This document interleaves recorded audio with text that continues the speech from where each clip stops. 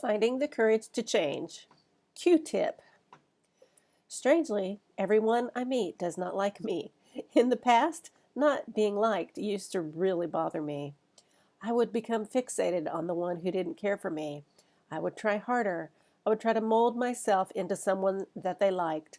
I would sometimes completely abandon who I was in order to be more pleasing to them. These efforts never worked. The only thing that happened is that I lost track of who I really was. My self-esteem suffered because I kept abandoning my true self. I was sacrificing myself to chase a mirage. I've come a long way, but sometimes I still fall back into my old people-pleasing habits. Last week, someone told me about the Q-tip principle. Quit taking it personally. For some strange reason, this rocked my world.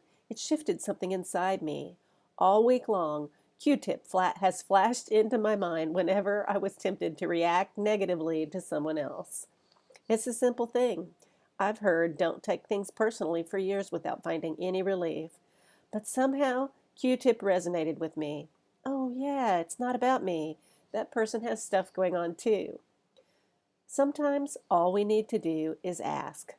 I've been thinking about my reactivity for a few weeks, noticing it more, thinking, I wonder how I could stop reacting negatively. I'm so grateful for my Q-tip answer.